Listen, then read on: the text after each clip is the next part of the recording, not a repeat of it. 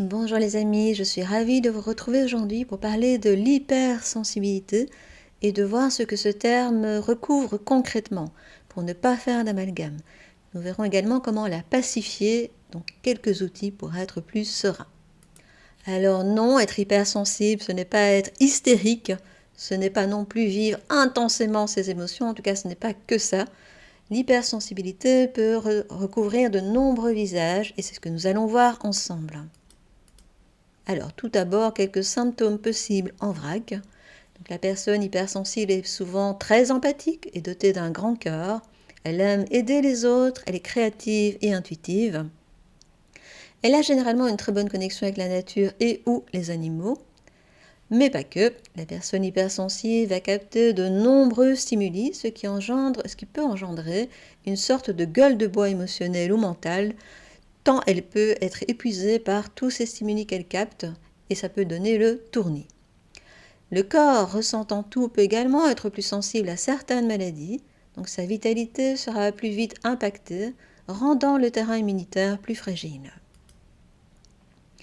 On peut également ressentir davantage la douleur physique que quelqu'un d'autre, ou être plus sensible aux molécules, notamment aux médicaments, et à leurs effets secondaires, phénomène qui est souvent perçu par le corps médical comme étant des chimères. On retrouvera également un risque accru de maladies chroniques, de maladies auto-immunes et de syndrome du côlon irritable. Les personnes hypersensibles peuvent aussi malheureusement être un peu plus enclines aux addictions, aux dépendances, et ce pour engourdir tout ce qu'elles ressentent. Si cette tendance va apaiser dans un premier temps, elle va renforcer le sentiment d'être dépassée dans un second temps, sans compter l'estime de soi qui va être atteinte par le fait d'avoir ce profil de dépendance.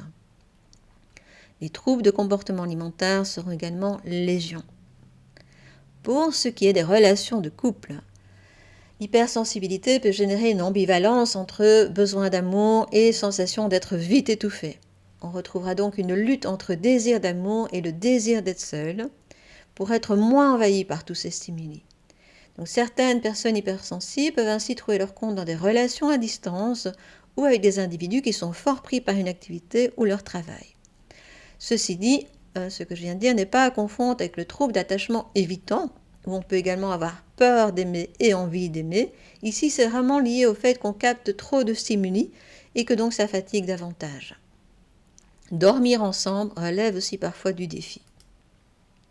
Au travail, les personnes hypersensibles sont de bons candidats au burn-out, d'une part notamment de leur perfectionnisme et aussi une approche qui sort un peu des sentiers battus et qui est difficile parfois à faire passer. Elles ont également un besoin accru de sens et de contribuer au bien commun. Elles seront également particulièrement sensibles à l'espace de travail, donc s'il y a trop ou pas assez de lumière, ou bien le type de lampe, elles vont être très sensibles aux lampes fluorescentes. S'il y a trop de désordre, ça va encombrer également leur esprit, ou même elles peuvent être sensibles à trop d'appareils électroniques. Et bien sûr, elles vont être particulièrement sensibles à l'ambiance entre collègues. Alors maintenant, voyons quelques indices supplémentaires des différents types d'hypersensibilité et commençons par l'hypersensibilité émotionnelle. Donc souvent les personnes dans ce cas-là se sentent souvent débordées, elles vont capter facilement l'émotion des autres, peuvent avoir une gueule de bois émotionnelle après un conflit, elles peuvent se sentir mal dans leur peau lorsqu'elles sont dans la foule, puisqu'elles captent toutes les énergies des autres, elles ont souvent envie de sauver les gens, elles captent facilement les sentiments des autres même s'ils ne sont pas exprimés. Ça ne veut pas dire qu'elles ne peuvent pas faire d'erreurs d'interprétation, mais elles peuvent ressentir en tout cas quelque chose. Elles ont du mal à distinguer leurs propres émotions de celles des autres, qu'elles auraient donc absorbées en leur compagnie. Souvent on se soucie tellement des besoins des autres, on a tendance à négliger les siens. On mange trop pour emballer, pour faire taire ses émotions ou pour faire face au stress. Et on peut également sursauter facilement. Abordons maintenant l'hypersensibilité physique. Donc là de nouveau, on peut capter la douleur physique de quelqu'un qui serait assis à côté de soi. On peut se sentir physiquement malade ou épuisé au contact de la foule. Le stress de l'autre va générer une tension physique. On va gagner ou perdre de l'énergie selon les personnes que l'on va côtoyer. On peut ressentir une fatigue qui devient chronique. On peut être plus sensible au sucre, à l'alcool, aux aliments transformés. On va être particulièrement sensible à un environnement trop bruyant, notamment aux open space par exemple, ou à des lumières vives qui vont indisposer. Ces personnes peuvent réagir davantage aux champs électromagnétiques. On peut avoir une faible tolérance aux vêtements et aux étiquettes qui grattent. On peut avoir également des sensibilités chimiques. On peut réagir plus fortement à la caféine ou aux médicaments ou à d'autres drogues. La nature a tendance à particulièrement bien ressourcer sur le plan énergétique et on se sent mieux dans les petites villes que dans les grandes villes. Abordons maintenant l'hypersensibilité relationnelle. Donc là aussi, on va absorber évidemment le stress, les émotions et les symptômes du partenaire.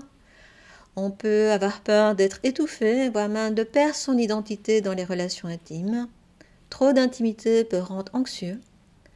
On a besoin d'être seul pour se ressourcer, c'est-à-dire qu'il y a des gens qui, pour se recharger, vont rechercher le contact avec les autres. C'est vraiment le lien qui va les recharger, tandis que dans ce cas-ci, souvent, le lien peut être un plaisir, certes, surtout si c'est un lien profond, mais c'est un plaisir qui va quand même demander de l'énergie, parce qu'il faudra être à l'écoute de l'autre, on va sentir comment l'autre va, on va être attentif à plein de stimuli. On préfère parfois dormir seul. On peut être gêné lorsque le partenaire ou la partenaire regarde la TV ou son téléphone alors qu'on lui parle, ou simplement qu'on est ensemble, même si on ne parle pas. On peut être un peu plus facilement blessé dans ses sentiments. Les disputes et les cris peuvent rendre malade, épuisé. On peut avoir du mal à fixer ses limites ou à faire valoir ses besoins.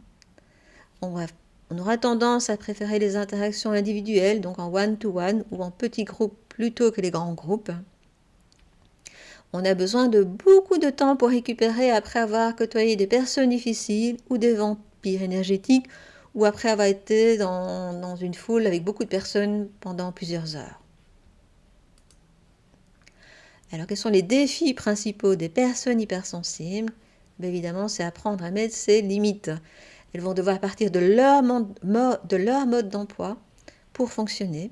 Donc, ne pas donner trop, apprendre à exprimer leurs besoins, notamment dans les relations intimes, avoir suffisamment de moments rien qu'à soi pour recharger les batteries et apprendre à identifier les facteurs de surcharge. Est-ce que c'est la foule ? Est-ce que parce que j'étais dans un environnement particulièrement bruyant ? Peut-être j'ai une hypoglycémie ? Est-ce qu'il y a eu une dispute ? Est-ce que je suis en surménage ? Est-ce qu'il y a eu un excès de socialisation ? Donc il faudra tenir compte de tout ça et corriger la trajectoire en fonction. Alors quelques clés pour être pacifié, ralentir, apprendre à se poser, se déconnecter de temps en temps des écrans, éviter les lumières trop vives et les endroits trop bruyants, méditer, avoir des moments de solitude réguliers, il faut vraiment se donner cette permission-là, limiter les sorties ou les répartir différemment, se promener dans la nature, trouver un équilibre entre hyperactivité d'une part et retrait total d'autre part. On peut aussi visualiser une sorte de bouclier de protection ou une bulle de protection autour de soi. Ça peut même être une bulle de lumière qui nous protège. Et autant que possible, éviter les vampires énergétiques, les personnes négatives. Apprendre à établir des limites claires avec les gens. Alors ça peut être aussi pour le corps prendre un bain relaxant, faire un massage, être en contact avec l'eau en général, pratiquer des exercices d'ancrage, être bienveillant envers soi-même et donc éviter aussi la culpabilisation et l'autoflagellation. Prendre le temps de ressentir si l'émotion est bien la sienne ou celle de l'autre que l'on aurait captée en la côtoyant. Pratiquer la cohérence cardiaque, veiller à dormir suffisamment, chouchouter son corps, peu importe la formule, faire quelques petites pauses au travail et éviter de programmer trop de choses à faire d'affilée ou trop de sorties d'affilée. Et bien sûr, créer un environnement agréable et serein autour de soi. Si vous avez des questions, n'hésitez pas à me contacter via mes sites internet dont vous trouverez les coordonnées en annexe de cette vidéo. Si vous avez aimé, n'hésitez pas à liker et à vous abonner à ma chaîne YouTube. Quant à moi, je vous retrouve bientôt pour d'autres thèmes. D'ici là, je vous souhaite de bien prendre soin de vous, de bien vous chouchouter. Je vous embrasse.